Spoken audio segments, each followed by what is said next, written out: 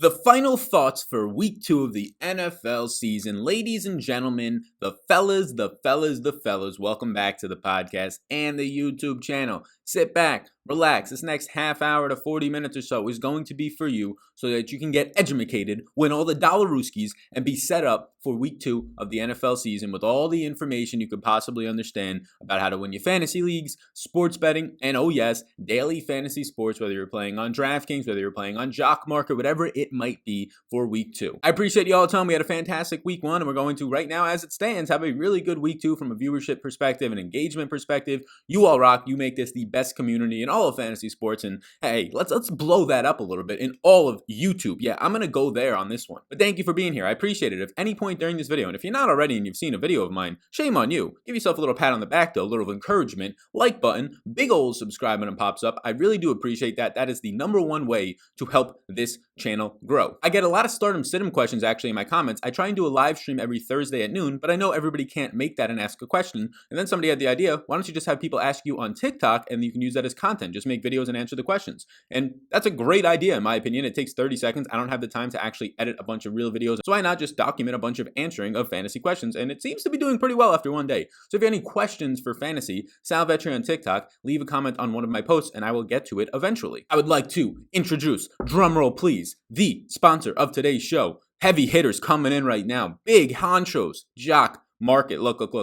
Jock Market started sponsoring this channel last week. I got a lot of positive feedback, and I got people itching right now. People are itching everywhere to get playing if they don't have the ability to because they're not in the Google Play Store yet, and it's coming very, very soon. Jock Market, if you are not familiar, if you did not see a video last week, it is pretty much now where daily fantasy sports meets stock exchange. For the NFL in week 2, they have free contests. Yes, a $1,200 free contest, but the big thing that you want to be focusing on is they actually have cash markets. That's what's setting them apart right now from a bunch of different other sites in the industry is, yeah, you can go play the free contest. That's all fine and well. $1,200 up for grabs. But cash contest, you can actually now invest your own money and go in there and say, you know what? I have education. I watch Sal's videos. I do my own research. I know what players right now are being undervalued based on where they are currently going, what their bidding price is, what their IPO price is, whatever it might be. I'm going to get some shares of this player with my own hard-earned money. Last week, if you had Russell Wilson, for example, if you had any shares of Russell Wilson, my, oh my, those shares popped off in a major way. Davante Adams, right? If you knew Davante Adams was in a great spot last week, we talked about it on this show. He looked like in an unguardable spot, and that's what happens. He goes out there and gives you hundreds of percentages of returns on Jock Market. You can make money every hour, every minute, every day because they have the live format. And they found this way to gel together fantasy sports and the stock market and sports betting and live betting on top of that, which is something that I think is rapidly growing in this industry. So there's a ton of strategy to it. Check it out down below in the Apple Store. You're going to be getting it at the App Store. Jock Market coming to the Google Play Store very, very soon. Check it out. We'll be talking about it throughout this show. So with all that said, let's get into the quarterbacks right now. We're going to be going over a lot of stuff, and I'm going to be referencing my projections on the other screen, and I'm also going to be heavily referencing the 20 plus pages of game-by-game notes that is up on Patreon, projections and ranks, all up on Patreon right now.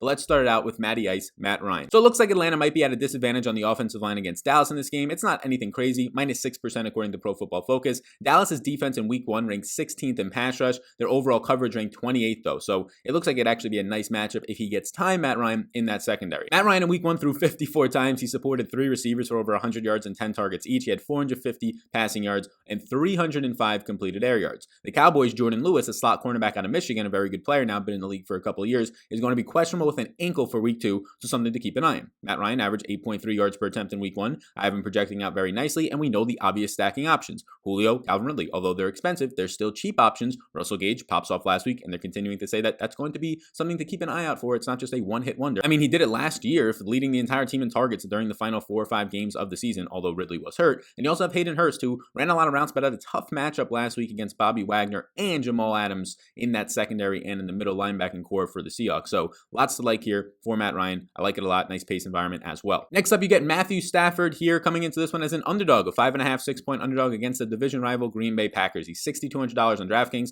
And look, I like it. Green Bay was ranked 7th in pressure last week and 16th in coverage. So it's not going to be the best spot for time, that is, for Matthew Stafford, whose offensive line was at least top 11 in week 1. but the Packers are going to be coming in with a 36% pressure advantage over this offensive line, according to Pro Football Focus. Not great. Matthew Stafford threw 42 times in week 1. Did not have Kenny Golladay. Keep an eye on Kenny Galladay's injury. That's going to be a big factor whether I want to play Matthew Stafford or not, because it opens up more reliable stacking options. Playing Matt Stafford with Kenny Golladay and or Marvin Jones, and then you can get Hockenson into those stacks rather than having to play Quinton Cephas, who saw 10 targets as a rookie. 7th red zone targets last week. He was 4th in overall air yards thrown with 371, so that means he's targeting players pretty deep. A 7.1 yards per attempt is pretty much league average. He finished 15th there last week. Protection rate was not good. 28th in the league after week 1 with a 73% protection rate, and he had wide receivers dropping 4 passes. Kenny Golladay being back should help that if indeed he is back. Give me some Matthew Stafford. I like the stacks for GPPs. Next up is Kyler Murray. If you're playing cash, if you're playing GPPs, Kyler Murray is insanely too cheap here. Look, I like Kyler Murray a lot this week. He's coming in overall 5th on the jock market pricing this week, so that means you think he's going to finish 5th in fantasy points. So you think it'll be more or less. I'm going to try and bid on some Kyler Murray. I have him as my 3rd projected out overall quarterback. I have him right now as a top 5 overall scorer on the slate, so I'm kind of right around the market, but I think a lot of people might not bid him all the way up to that, so I'm going to be trying to get some Kyler Murray, unless you guys are going to now take that away from me. But according to PFF, Arizona is going to have a negative 11% run blocking advantage.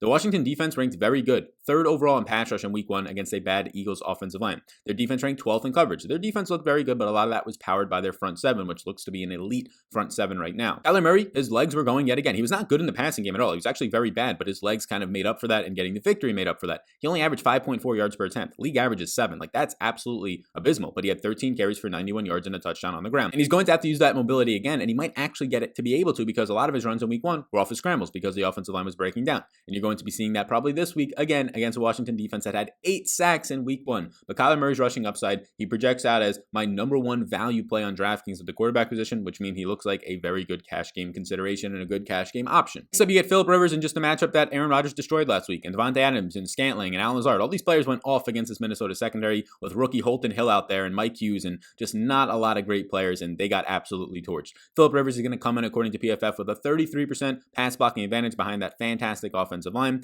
and it looks good. Paris Campbell, in my opinion, might be the number 1 receiver on this team. I said it before week 1. He's my favorite receiver to play in DFS. It's probably going to be from at least this team. Probably going to be the case again. But yes, T.Y. Hilton will be in those stacks. Keep an eye on Michael Pittman's health status right now, and if he's even going to be running ahead of Zach Pascal. And then I'm going to be throwing the running backs in Nyheim Hines and mainly Jonathan Taylor. We'll see about Hines in my stacking options. Minnesota's defense ranked 32nd, dead last in pass rush in week 1. Their secondary ranked 24th, although they gave up the most overall yards in week 1 from efficiency metrics. So the Vikings not looking great overall. 364 passing yards allowed in week 1 was the 2nd worst in the league, and now you have a pressure rate of just 26% after 1 week. That again was bottoms in the league. So 363 yards on 46 attempts in week 1. 3rd in accuracy rating for Philip Rivers. Everybody's saying, oh, he's so inaccurate, he looks terrible. 3rd in accuracy rating, not bad for going over 350 yards. I like this a lot for Philip Rivers. You know the clear and obvious stacking spots. You're not going to get the rushing upside, but you're banking on the fact that he can dominate this secondary. Give me some of that. And then next up, we have a couple of more yeses here that I'll go through, and then I'll kind of just touch on the maybes. You can see all the quarterbacks on the screen if you're watching on YouTube. If you're watching on the podcast, how you doing? Be sure to leave a review. $50 giveaway to one person who leaves a review each week on the Sal Vetri Show on the podcast version, the Apple Store. You can also do that, the App Store and the iTunes Store. You can also do that if you're just listening in general on the YouTube video if you want to go over there. If you want to go to Jared Goff, the Rams ranked 4th in pass protection in week 1, so not a good offensive line usually, but it looked very good in week 1. They were using play action passing at extreme rates, which I thought was very encouraging, 41.2% of the time. He had a 92% adjusted completion percentage. 8.9 yards per attempt was 4th in the league. I like this a lot. Now, he was dead last in air yards per attempt. He was dead last in overall air yards thrown with 125 among all quarterbacks, at least quarterbacks that we can actually talk about the stats after week 1 for the amount of attempts that they threw. So that's a concern. And if you watch the game, a lot of it was throwing at the line of scrimmage to screens and things like this, to Tyler Higbee, a lot to Robert Woods, not downfield. And then guys like Robert Woods were doing a lot after the catch, which is kind of status quo for Woods now. 4 carries for 15 yards, nice little bonus there for Jared Goff. You have the clear stacking options. Robert Woods, Cooper Kupp, Tyler Higbee, those are probably the guys that you're going to be stacking. Van Jefferson and Josh Reynolds downfield rolls after week 1 do not look that great. 31 attempts last week for Goff, only one deep ball, 8 red zone targets though, and a lot of that's going to help Tyler Higbee and Cooper Kupp in the red zone. So those are the guys that I'll probably put in stacks with Jared Goff, who's affordable at $5,800. So now Tom Brady, we have to keep an eye on some things. It looks like Mike Evans is going to be 100% healthy. They said he's over this hamstring thing now that limited him a lot in week 1. Even though he ran a bunch of routes, he was kind of banged up on those routes. Now you have a guy in Curtis Godwin in the concussion protocol. I have no idea what's going to happen with this. I had a concussion for 15 months that still, I don't want to say haunts me, but still affects me today in bright areas and in kind of stimulating spots with crowds. So A concussion, no idea. It could last 2 days and he'll be off of it, or it could last 2 years and it could be something that really does affect him, like a lot of other players in this league, Jordan Reed, Sean Lee, a lot of other players in this league. So Tom Brady you're going to be having here. I like Tom Brady if you can get all the passing options in there. Scotty Miller looked good week 1, but I don't want to be having stacking options when there's so many good quarterbacks on the slate that are still affordable around him, with just like Mike Evans, Scotty Miller, and Justin Watson and the tight ends. I don't really want to be doing that. So I want Chris Godwin in there. That's going to affect how much Tom Brady I get because of his price point at $6,500. Brady did not look good in week 1, but he did have 299 air yards, which was top 10. A 6.6 yards per attempt was well below the league overall average. But this is the scary thing. The adjusted yards per attempt, just 4.8. I mean, that's brutal. Brady did not look good in week 1 at all, but Carolina ranked 30th in pass rush. It's going to be a positive 30% pass blocking advantage for this Tampa Bay team, so I do like to see that. A 64% true completion percentage is very bad, so this is what we need this week. You have a much worse defense coming to town in their secondary, in their pass rush. If we have Godwin in there,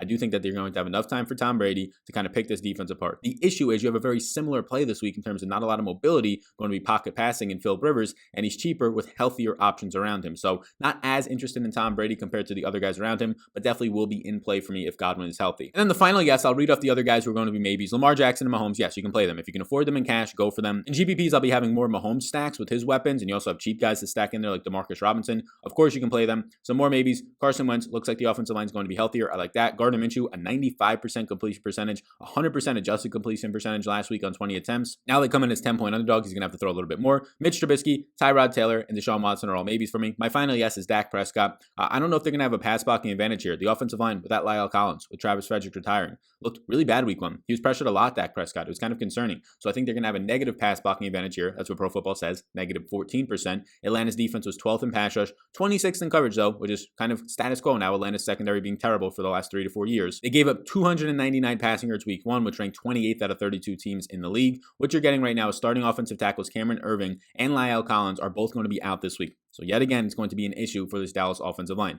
Blake Jarwin is out for the season with an ACL, so this is kind of a concern. But Atlanta's secondary that is already bad has Kendall Sheffield with a foot questionable, and then also Denard, who's a cornerback, is going to be questionable as well. So a bad secondary, already going to be banged up even more. You have the clear stacking options for Dak here. Gallup is way too cheap. CeeDee Lamb is way too cheap. And now you have Amari, who, yeah, he's priced up to an extent, but relative to the other guys around him, I think he's too cheap for his upside. So go ahead, give me some Dak, although he's pressured on 42% of his dropbacks last week. I'll take it. I'll take some of the mobility upside as well. So that's our quarterbacks, and now let's get into the running backs. As we get into the running backs, if you're getting any information that you find valuable at this point and you're watching on the YouTube channel, please do take a second of your time, hit me with that like button. I really do appreciate that. Big old subscribe button pops up. Thank you so much in advance. And the running backs are going to be sponsored by Monkey Knife Fight. Look, it's a player prop site. You want the more or less, you want the over under receptions, fantasy points. My projections for fantasy points will help you out over on Patreon. But a new thing that Monkey Knife Fight is doing, promo code VETRI, my last name, VETRI, they'll give you $50. You just get $50 to play with the Monkey Knife Fight. Obviously, you have to put a minimum deposit in of $10, and then they'll give you $50 Rooskies. It's an NFL promo. I don't know how long they're doing this, but if you want $50, you put $10 in, now you have $60 in your account. You put $20 in, now you have $70 in your account, whatever it might be.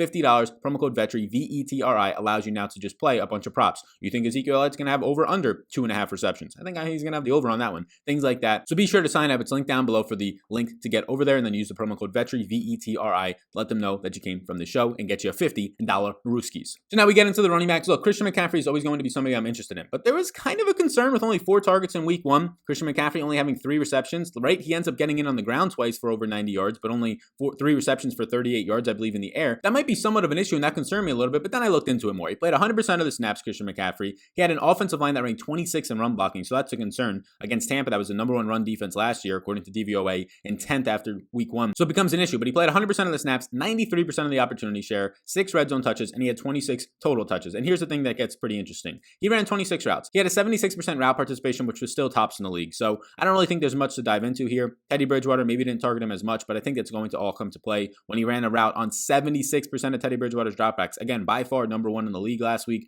12.7 yards per reception, was second in the NFL for all running backs, 134 yards, 2 touchdowns, 3 receptions. So I think McCaffrey is still fine. It is a tough matchup now on the ground, and it is still very difficult to fit McCaffrey in without any cheapies opening up in cash options. So I'm probably not getting to McCaffrey in my cash games as of right now unless a cheap running back opens up. And I don't think you have to. In GPPs, yeah, I had like 30% last week. It was completely fine when he goes off for 25 plus fantasy points. I'll be fine. I'll be there yet again. Next up for me is Ezekiel Elliott, who ran a very strong 28 routes run in week 1. He's a yes for me. I think the Cowboys are going to have a negative run blocking advantage this week, but it'll be pretty close to neutral. He had 22 carries for 96 yards and a touchdown in week 1. He also caught 3 balls for 31 yards and a touchdown. I don't know how he didn't get tackled on that receiving touchdown on 4 targets, so it's pretty decent. The Falcons' run defense ranked 20th after 1 week, but they did rank 5th in tackling, so it's only a 1-week sample. We'll see what happens. Elliott did have 5 evaded tackles. He ran 28 routes, and he saw 25 overall touches, so he was kind of clicking in every single department. He was getting all the red zone work. He was getting some receiving game work that we saw 2 years ago out of Zeke with a very nice routes run number. He was evading tackles with 5 of them and getting 66 yards after contact, so all parts of his game were clicking. Now he gets a nice matchup against Atlanta. I'm fine starting my cash lineups with Zeke, an $1,800 price discount for Ezekiel Elliott, who right now, if I look at my projections, a little peek behind the curtain, for Ezekiel Elliott, for me, I projected for 20.7 fantasy points. Not as much as Christian McCaffrey, but enough for me to say, you know what, the price difference is actually going to be pretty relative in terms of the value of these 2 players. Zeke right now is 17th ranked overall on Monkey Knife Fight. I'm going to be well above that. He's my 2nd overall ranked running back this week. If I look at wide receivers, he's only going to be behind 1 wide receiver in Devontae Adams. He's ahead of all of my tight ends, and he's only behind about 3 or 4 quarterbacks. So for me, Ezekiel Elliott is going to be a top 10 play. So I'm going to be getting some shares in those cash markets. Again, go check them out, the cash markets, real money contests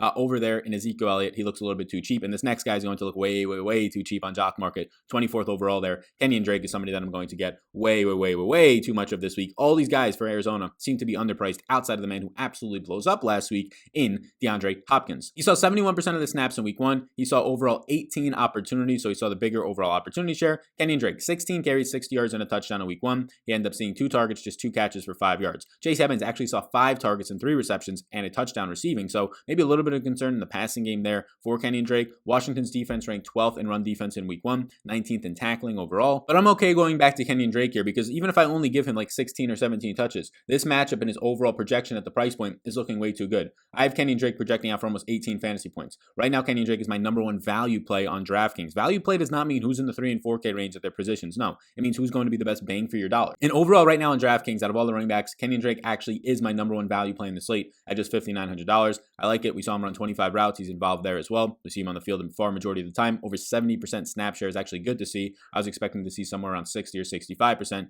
Get yourself some Kenyon Drake. He's ranked 24th right now on Jock Market. I think that's a little bit too high. I have him like right now my 17th to 16th overall play. Jonathan Taylor, this is the man. If you're playing cash, this is the man. If you're playing GPPs, this is the man. Jonathan Taylor is the absolute dude. The only reason Jonathan Taylor wasn't a first-round pick and maybe a top 5 overall pick this year was because Marlon Mack was ahead of him. Now Marlon Mack isn't there, so Jonathan Taylor very quickly becomes one of the best plays on the slate at $5,700 against a Minnesota team that showed no defensive line, that showed no defense at all in week 1. He averaged an elite 5.15 yards per route run on 13 routes. He saw 7 targets if you factor in penalties because there was 1 that got called back. So 6 overall targets. He caught all of them for an 100% catch rate. He played on 35% of the snaps, but that's clearly going up because you did see Marlon Mack in there for 15% of the snaps. So they named him the starter. I think you're seeing 50+% of the snaps. I think you're kind of locking him into 15 carries. And with Philip Rivers, who threw 37% of the time to running backs in week 1, I think you're probably locking in 3 to 4 targets at a minimum, 2 to 3 receptions at a minimum. So I'm giving Jonathan Taylor this week 17.5 touches at his price point of $5,700 behind the number 1 offensive line with the number 1 check down friendly quarterback. This looks very, very good. The Colts have an insane 75% run blocking advantage this week. He's just going to run to daylight. He's going to get all the red zone work like he did last week.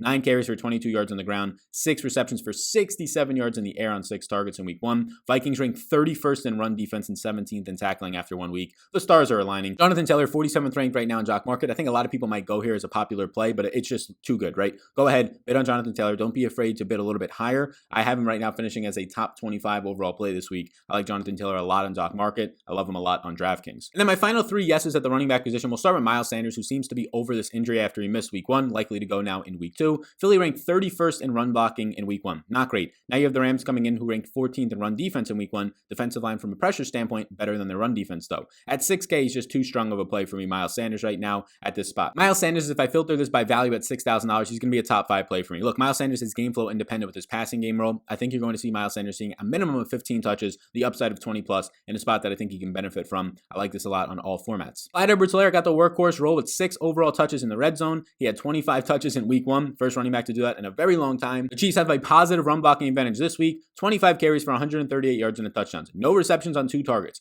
The receiving numbers are definitely going to be coming up, and they're going to be playing from ahead in a lot. And 1.7 touchdowns per game, I've harped on this stat, because Patrick Mahomes, when running backs are in his offense, those running backs average 1.7 touchdowns per game.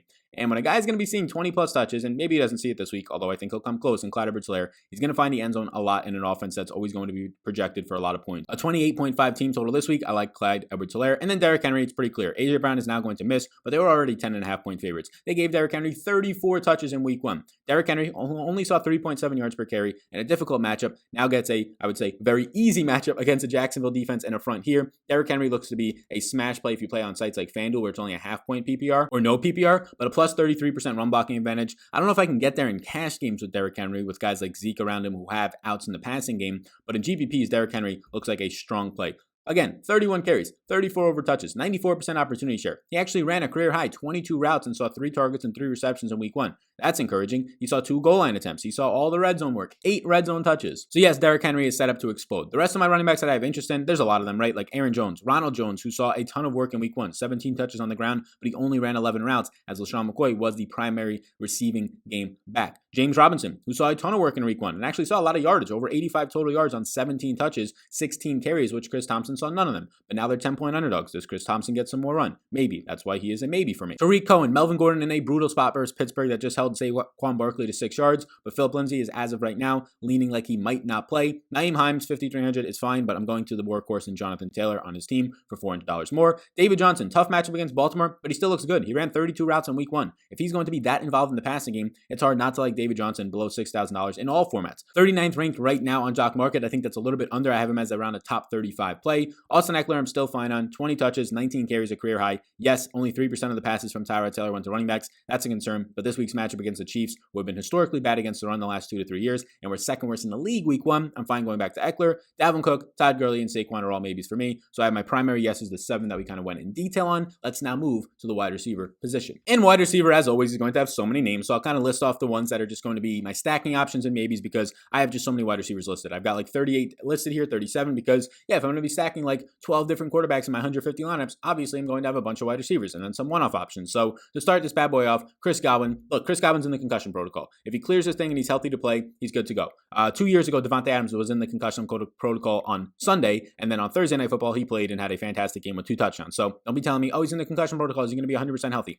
I have no idea. It's different for every person. If he's active and healthy, I'm assuming that he thinks he's healthy, the team thinks he's healthy, and I'll trust their protocols to get him back on the field safe and healthy. So if Chris Godwin is out there and good to go, this matchup is going to be fantastic in the middle of the field. He ran 39 routes last week on 7 targets. He produced 6 receptions for 79 yards. An incredible matchup versus the 31st ranked secondary of Carolina. 94% of the snaps last week. 40 slot snaps was fantastic to see. A 20.6% overall target share and 29 yards after the catch, which is where he excelled last year. That was 10th overall in the league after week 1. Next up, Davante Adams, which I don't really have to say much about Davante Adams. If you want to play Adams in cash, it's going to be more expensive to do so now, but go ahead if you can fit it in there and like the rest of your lineup. Obviously in GPPs as a one-off, or if you want to stack him is fine. I like him. I have him better than his 13th ranked right now in Jock Market. I have him as a top 10 scorer this week. Look, the matchup, no matter who you want to give him in the secondary, if it's Amani, it doesn't matter. It's going to be a great matchup. Adams played 23% out of the slot last week and 49% out left. A 41.5% target share for Adams was number 2 in the league, which is just crazy high. The Packers ran the 5th most passing plays. They were ahead by 1 to 2 to 3 scores in the second half. A former Packers team would have ran the ball. They kept throwing. That's very encouraging for Adams, who was 3rd in air yards with 165,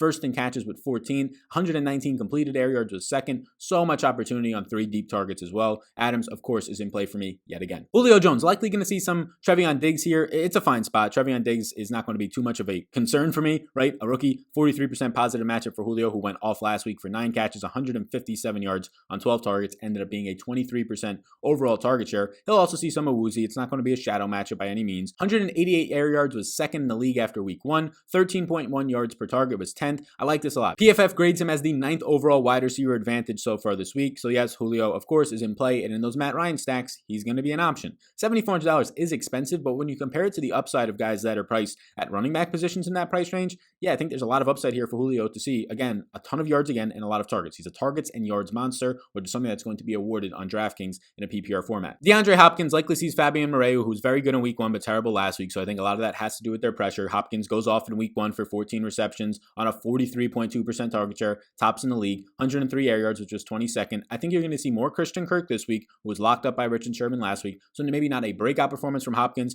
And since he's more expensive than Julio and Godwin, I prefer those guys more. I probably even prefer Adams for $400 more, but I'm still going to have to go to Hopkins here just based on that target share. I don't think it's going to drop from 43% to like 20%. It's going to stay close probably to 30%. It seems like Mike Evans is 100% healthy, and if that's the case, he's probably $600 to $800 underpriced. Mike Evans is $6,400. There's a couple of wide receivers we're about to talk about who are way too cheap. He played banged up week 1. He ran 27 routes, 97% of the snaps against Marshawn Lattimore. He produced 1 catch for 2 yards. He was banged up, right? And Marshawn Lattimore always shuts this guy down. He goose-egged him last year. But he played 21 slot snaps. They're saying that he's now fully healthy. My projection currently for Mike Evans is going to make him look like one of the best value plays in the slate, but the guy that is the best value play in the slate for me at the wide receiver position is this next player at the same price point, which makes it a little bit more difficult to get a lot of Evans. He's going to be on a lot of my Tampa Bay stacks, but as one-off options, I'm probably going to go primarily to Allen Robinson. Allen Robinson will have a strong matchup in the secondary. Yes, James Bradbury's there, but I'm not concerned with it. It's not going to be a shadow matchup. He'll see a lot of Ballentine as well. 25% target share and 9 targets last week. 150 air yards with 6, so there's a lot of upside here coming. He saw 5 deep targets in week 1, a 47% air yard share, which was 7th in the NFL, and 2 red zone looks.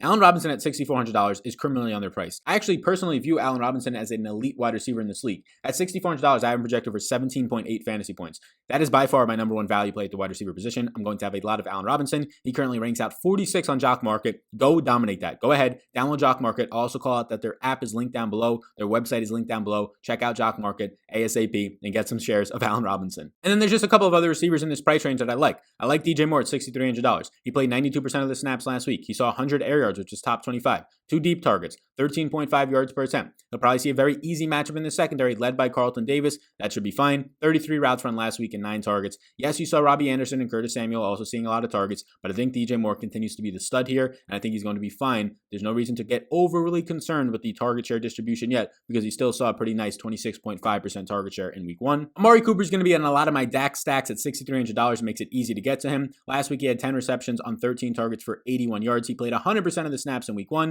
He's going to likely see a lot of AJ Terrell, which is a very strong matchup. PFF has that as a positive 38% matchup. He had a 38% target share in week 1. He saw 2 red zone targets, top 20 air yards in week 1. So yeah, everything lines up for Amari Cooper. All these guys in this mid 6K range give you a lot of upside and also a floor. At their price point, they don't have to give you 18 to 20 fantasy points, but a lot of them are going to project out for around 14 to 15 plus with the ceilings if they score a touchdown or so of 20 plus fantasy points. So all these guys in Mike Evans, DJ Moore, Robinson, Amari Cooper, Robert Woods, they're all very much strongly in play for me and guys that I like, especially because for the majority of them, if not all of them, I can find very good stacking options with their quarterback and other players on their team. Now, if we can get to a couple of cheaper options, one guy that I want to focus on, and really both guys from this team, T.Y. Hilton saw about a 20% target share in week 1. He saw a lot of nice targets, 16th in air yards downfield with over 105 air yards. He caught 4 of his 9 targets for 53 yards. I think T.Y. Hilton's in a very good spot here. He ran 40 routes in week 1. He's just 5,700 against this atrocious Minnesota secondary. He'll probably see a lot of Holton Hill. And then the other guy that I like a lot, who's still not expensive enough, $3,900 this week, goes up to $4,500. A 2x multiplier in Superdraft looks good. 101st right now in Jock Market looks fine to me. He's going to have a matchup advantage of about 12% according to PFF this week.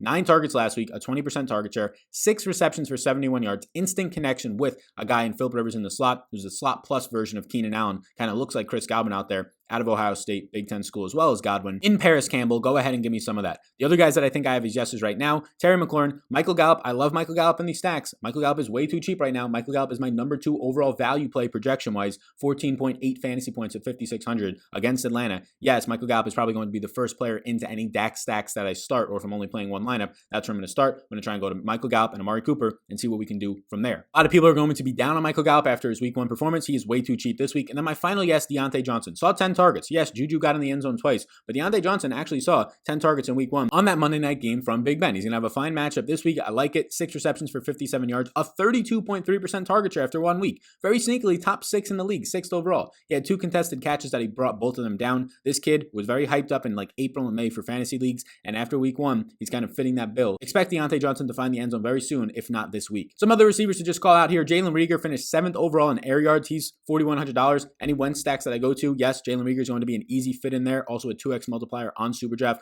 110th on Jock Market, fine to go to there on all formats. Keenan Allen, Tyreek Hill, Kenny Golladay, all these guys are going to be either stacking options or run back options primarily, most likely. Calvin Ridley, DJ Shark, so I can name a bunch of players down here, right? Christian Kirk's an interesting one. Got shut down last week. Looks to be a much better play this week since he doesn't have to go up against Richard Sherman and be sacrificed there. Christian Kirk I don't have as a standout play, but I do have currently Christian Kirk as a top 25 wide receiver, 23rd overall. So that makes him look pretty good. He makes my player pool. And then a bunch of other guys are down here. Deshaun Jackson was number 1 in air yards with 214 on 5 deep targets after 1 week. So a lot of air yards. Now we get to Rams secondary that, yes, is going to be pretty decent. He probably sees Jalen Ramsey, but Ramsey struggled last year. He struggled week 1 also against Mark Cooper. So I don't really know how great or elite we can say Ramsey is. I think he's good, of course, still, but I don't think it's as bad of a matchup as people are going to take on face value. And then if you're watching on YouTube, you can see the rest of the yeses and maybes, the guys like Marvin Jones, Jamison Crowder. There's some guys who are questionable, like Crowder, like Kenny Golladay. Just keep an eye on these guys, right?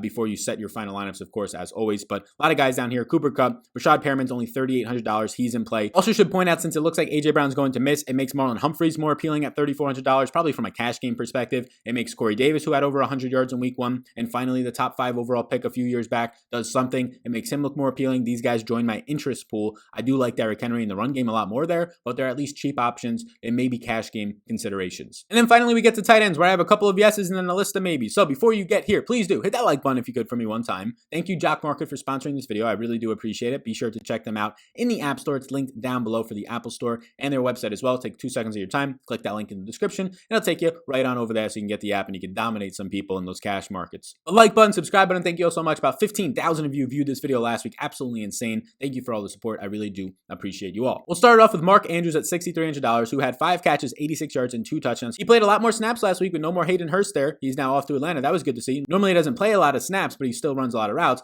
146.5 overall quarterback rating when he was targeted. He's going to have like a positive 32% advantage in his matchup this week against the Houston secondary and Eric Murray, according to PFF. And that would be the number 1 graded matchup of the entire weekend. He was 3rd in air yards with 75 yards. He had 12.5 average target distance, which was also 3rd, and 4 red zone targets, which is just absolutely elite, and an acrobatic catch to top it off. Next up, I'll take some Hayden Hurst here. He played 27 slot snaps last week, which is good to see. He ran like 40 plus routes. He saw 2 deep targets, the only tight end to see 2 deep targets, and he just didn't produce anything when everybody else was. Again, he played Bobby Wagner, like I stated earlier, and also Jamal Adams in the secondary. Just a brutal spot and not a good matchup for Hurst. I'll go right back to him here. I think it's going to be a fine spot. He'll have a matchup advantage according to Pro Football Focus of 35+%. He was first among tight ends in air yards, which is good to see, with 80, and deep targets, like I said, with 2. So Hayden Hurst, look for the bounce back spot here and a cheap option for any of your Matt Ryan Atlanta stacks. Because of Zach Ertz not having a fantastic week 1, although he played fine, like 3 catches, 18 yards and a touchdown, just didn't go off in the yardage department, he's going to not be that expensive yet again.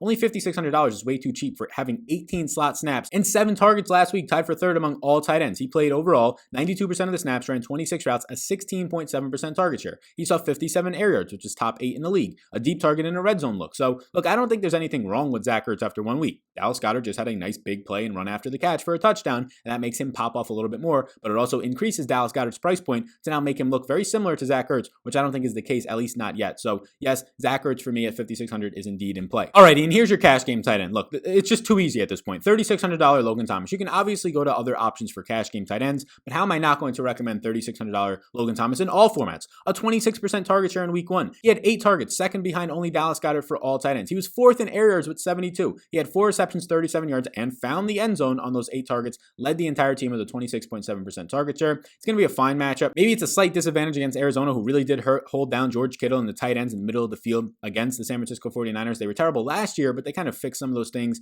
drafting a first-round pick there, adding some guys on the free agent market as well. But again, this is still a very good spot for very cheap tight end, who I try to add in a lot of my leagues as my tight end 2 or my tight end 3 in some deeper leagues. $3,600 Logan Thomas. This is a very strong cash play. Just play Logan Thomas in cash and move on. And then some of my final yeses. Travis Kelce's always going to be a yes. It's just, can you afford him, right? When you have guys like George Kittle on the slate, when you have guys like Mark Andrews on the slate, it makes it a little bit more difficult to afford a guy in Travis Kelce, but he was 4th in target separation in week 1, saw 2 red zone targets, 6 catches on 6 of his targets, 100% catch rate for a 19% target share, and he also scores a touchdown. It's going to be a top 5 matchup advantage according to Pro Football Focus. It makes sense. His name is Travis Kelce. He's fantastic. So Kelce and Kittle, they're going to be in play for me pretty much always. It's just a matter of, can you afford them? And when I see guys like Mark Andrews and Zach Ertz a little bit cheaper, and a lot cheaper, and Logan Thomas having a very good role in his team after 1 week, it makes me not want to go there as much. Jonnu Smith actually sees a bump. He saw about a 1.5 to 2 point projection bump when indeed we got the news that AJ Brown is likely to be missing this week. So Jonnu Smith I like a lot more now. now. He has a fine matchup against Jacksonville's secondary and Josh Jones. Last week, Josh Jones allowed 100% catch rate. Look, 73% of the snaps, 13 slot snaps, and 18% target share for Jonnu Smith. Gets in the end zone on 7 targets, 34 yards after the catch, which was his calling last year. He was very good in yards after the catch. I think he finished 4th overall there last year. Picks up right again this week with 34. Had a red zone look that he converted for a touchdown. Jonnu Smith at $4,200 is a very nice option as well. And then my final yes, I'm okay going there in cash, but he's the exact same price as Logan Thomas, so more of a GPP play, more of a stacking play for my Philip Rivers stacks is Jack Doyle. A lot of us liked him last week. He's pretty much the same price as he was last week after having a very good role. Look, he's going to have a fine matchup against Anthony Barr in this Minnesota secondary. That was very bad last week. He had an 8.7% target share. We need to see that go up, but it was just 1 week. Philip Rivers loves his tight ends, so I assume he's going to use them a little bit more than the 37% of the time he uses running backs. Still high percentage is going to go to the running backs, but I expect a little bit more of a target share increase for Jack Doyle. Doyle saw 12.2 yards per target. That was 3rd in the league. He was 3rd in yards per route run amongst tight ends, so he's very efficient last week. Now he just needs the volume. I'm fine going there. Some other considerations: Evan Ingram, TJ Hockenson, Hunter Henry, Mike Gesicki, Jimmy Graham, actually, believe it or not, he saw 31 routes and a decent target share. Chris Herndon, Noah Fant, and Tyler Higbee. I'm really not going to be going back and chasing Dallas Goedert with the price hike now. So that is where I'm at right now. This is going to be a longer video and podcast, but that's what we need. We need to give you all the information. Now, over on Patreon, I have 20 plus pages of game-by-game notes, projections, rankings, a closing thoughts podcast, showdown information, a bunch of stuff that's going to help you out. Link down below. Check it out and support over on Patreon, because the more informed you are, the more you're going to win. All capital letters. Win more, be informed, and that's what Patreon is going to help you do. It's going to help you be more informed, which is going to help you have a better odds and chances of winning. Be sure to hit the like and subscribe button before you go. Be sure to check out the sponsors of today's video, Jock Market, changing the absolute way you play daily fantasy sports by clashing it with a stock exchange. The app is linked down below in the description. Go ahead, check that bad boy out. And Monkey Knife Fight, free $50 Rooskies if you sign up on Monkey Knife Fight using the promo code VETRI, VETRI. All that information is linked down below. Go ahead and support those very, very lovely companies. Thank you so much for tuning in. I will be live at 10 a.m. East Coast time on Sunday. We're going to be taking questions, Q&A for about an hour and a half. I will see you all then. Check out the rest of the content on this channel for this week, and I'll see you in the next one.